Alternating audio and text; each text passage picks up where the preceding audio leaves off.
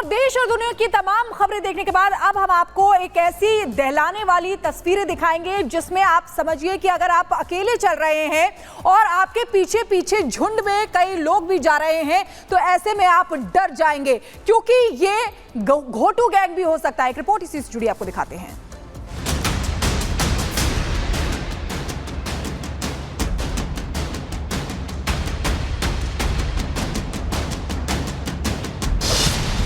सावधानी हटी, दुर्घटना घटी। दिल्ली में गला घोटू गैंग का कहर।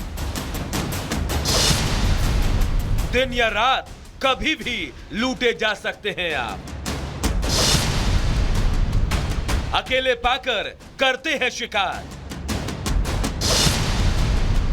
सुनसान सड़कों पर करते हैं वारदात।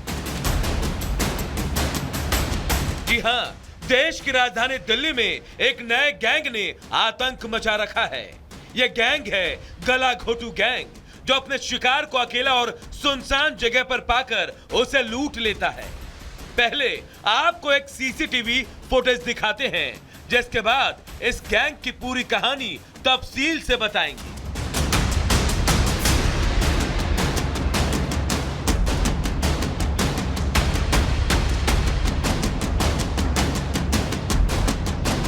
ये तस्वीर है दिल्ली के पालम इलाके की, जहां एक युवक सुनसान सड़क पर चलते हुए जा रहा होता है। उसे एहसास भी नहीं हो पाया कि उसके पीछे गला घोटू गैंग के कुछ लोग चल रहे हैं। अचानक पीछे चल रहे एक शख्स ने उसे गले से पकड़ा और दबोच लिया। इस दौरान उसके 4 साथी और आ जाते हैं और उसे घसीटकर गली में ले जाते हैं और फिर उसे लूट लेते हैं। युवक के पास से महज 400 रुपए लूटकर आरोपी फरार हो जाते हैं, लेकिन जानकारी मिली है कि पुलिस ने इनमें से 4 आरोपियों को पकड़ लिया है। इनमें से 2 नाबालिग हैं। लेकिन यह कोई पहली घटना नहीं है जब गला घोटू गैंग ने किसी को अपना शिकार बनाया हो।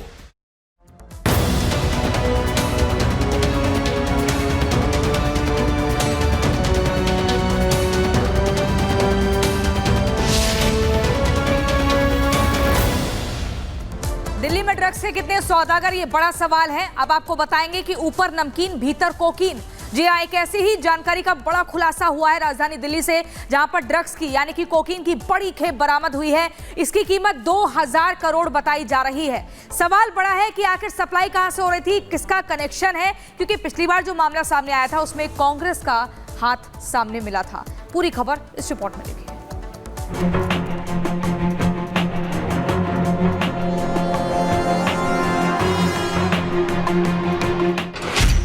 जहर की सप्लाई, 2000 करोड़ कीमत।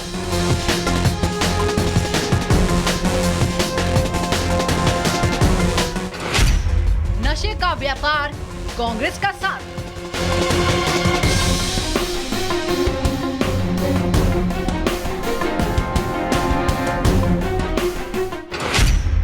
कोकीन, कांग्रेस और कनेक्शन।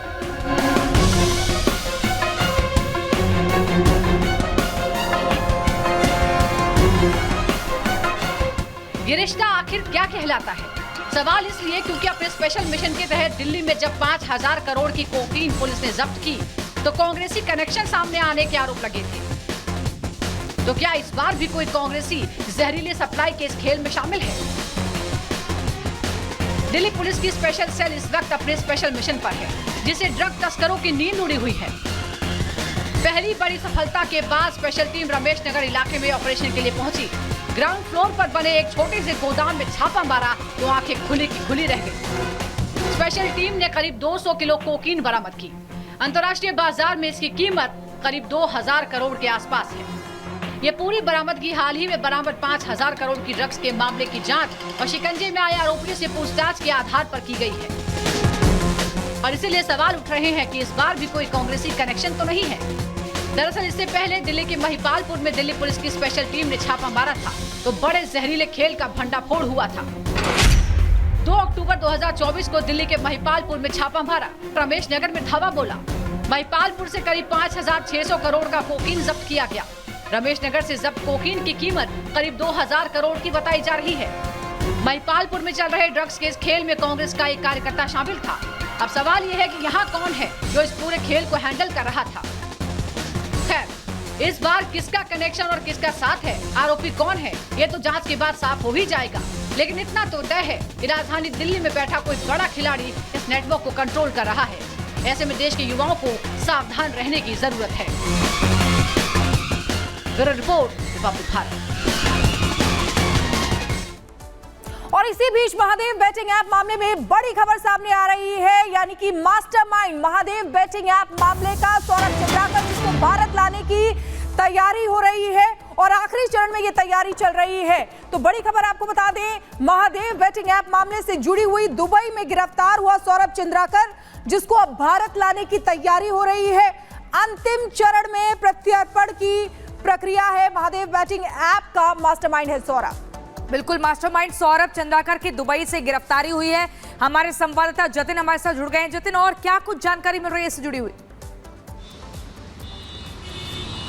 जी बिल्कुल, देखिए ईडी के लिए ये बहुत बड़ी कामयाबी है, क्योंकि सौरभ चंद्राकर जो कि दुबई में बैठा हुआ था और दुबई में बैठकर वो भारत के अंदर महादेव बैटिंग ऐप के जरिए हजारों लोगों के साथ ठगी कर चुका था। ये स्कैम इतना बड़ा है कि अभी तक ईडी की इन्वेस्टिगेशन में एग्जैक्ट अमाउंट क्लियर नहीं हो पाया। कभी ये 3,000 करोड़ का स्कैम से जांच शुरू हुई थी, लेकिन अब वो 6 और 10,000 करोड़ तक का जो स्कैम है वहां तक पहुंच गया। अब जब प्रत्यार्पण का प्रोसेस जो है शुरू हुआ है, जानकारी ये मिल रही है कि एक हफ्ते से 10 दिन के भीतर जो है सौरभ चंद्राकर उसको दिल्ली ले आया जाएगा, जहां पर ईडी हेडक्वार्टर में उससे पूछताछ जो है वो की जाएगी। महादेव बैटिंग ऐप को लेकर आपको बता दें कि 71 एफआईआर पूरे देश में दर्ज की गई थी, जिसके बाद ईडी ने इस पूरे मामले की जांच जो है वो शुरू की। पता चला कि सौरभ चंद्राकर दुबई में बैठा हुआ है। इंटरपोल के जरिए जो रेड कॉर्नर नोटिस है वो इशू किया गया था। दिसंबर 2023 में सौरभ चंद्राकर को डिटेन कर लिया गया था, दुबई में नजरबंद एक तरीके से कर लिया गया था। लेकिन लगातार गृह मंत्रालय द्वारा यह पहल की जा रही थी कि प्रत्यार्पण का जो प्रोसेस है वो शुरू किया जाए। अब जो जानकारी मिल रही है कि एजेंसी जल्दी प्रत्यार्पण का जो प्रोसेस है वो शुरू कर रही है, तो आने वाले एक हफ्ता और ज्यादा से ज्यादा 10 बड़ी जानकारी आप दे रहे हैं। फिलहाल बहुत बहुत शुक्रिया तमाम जानकारी देने के लिए।